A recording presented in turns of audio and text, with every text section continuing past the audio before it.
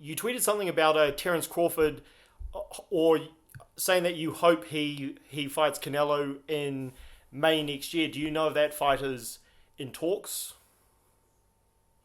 Well, Crawford just fought for Turkey al-Sheikh back August 3rd, and Turkey wants to make the fight. Crawford wants the fight, so it's a matter of Canelo saying yes. The money's going to be there, unless Canelo's asking for 150 million to be mentioned, but something stupid. But if he's looking for 50, 60 million, it'll happen.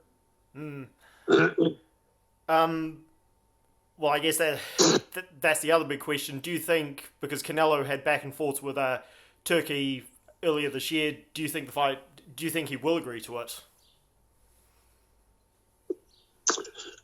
It's hard to say. It depends if PBC has the money to pay him for another easy fight. Then I would say maybe he'll shun Turkey al-Sheikh. But if PBC doesn't have the money to pay him, maybe he goes and fights Crawford. I think it's in Canelo's court. But no matter what, Crawford will be fighting. Do you think Crawford has a chance? I know you're very high on Crawford, but I mean, he looked very human. He's but also the other guy was jumping all over the place. It did completely different style than Canelo. Canelo is a basic fighter who walks forward, moves a little lateral. He doesn't jump up and down and raise levels. And, just the other guy was just you can't even find sparring partners to spar a guy like that, right. to fight a guy like that, in sparring. Get ready. You just can't. So I think Canelo is on the back nine. I think Crawford has the ring IQ.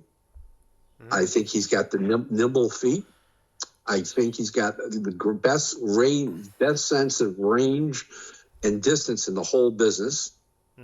And as good as anybody does. Probably the two other fighters that are equal would be Bam and Oscar Collazo. And they're all left-handed, by the way, all three. Yep. I think that Crawford is got killer instinct, and he's tough, and he finds ways to win. Gotcha. And I think he will find a way to beat Canelo Alvarez. Again, huge fan of Crawford here, but I had him beating Madrimov, but literally by this much, it was so close. Yeah, I had him winning 7-5. I had him winning 115-113. It was close. Yep. Don't get me wrong, but that's a very, very difficult. You're talking about completely two different styles. Canelo, there's nothing to figure out. Canelo is very simple. True. I guess just it's the size difference. I memean, Canelo, he walks around at 185 or something, like. Yeah, but he's only 5'7". Crawford's 5'9", and that matters. So we'll see. Gotcha. His arms are not long. Canelo's arms are not long. There's nothing. He's very strong physically. He takes a great shot, but he's not knocking people dead. He didn't knock Belenga dead. He knocked him down once, like in the third round. He lingered around the whole fight.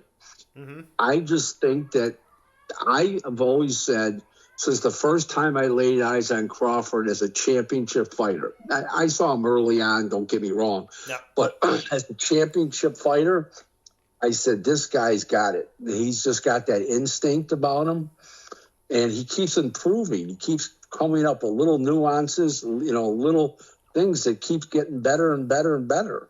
And he's just a very unique fighter. I like Bomac as a trainer. I think he's an excellent trainer. But forget about Bomac. You can't teach what Crawford does in there. It's no such thing as teach it. It's an instinctual thing. And he's got that instinct. Canelo doesn't have that instinct. Just like when Wilder was fighting Fury, everybody asked me, who do you like? And I says, I like Fury over Wilder. And people said, why? Because Wilder's a manufactured fighter, and Fury was born to fight. That's why his name is Tyson, because his father named him after a fighter. His father was a fighter. He grew up in that atmosphere, where Wilder didn't pick up boxing until later on, fighting period. And he was a manufactured fighter. Anthony Joshua was a manufactured fighter. Okay, and and that's why I think Fury. I always said Fury would beat him. Now Usyk's not a manufactured fighter, and that's what you got—a great fighter. And great fighters are not manufactured. Great fighters are honed. Okay, from an early stage in their life, you just don't become a great fighter by starting out at 14, 15, 16 years old. You got to start out this shit when you're a baby and have the instinct to do it. A lot of it's instinctual. That's why they call it the killer instinct. Don't forget one thing: the survival is man's number one instinct. Don't ever forget that. And people forget that.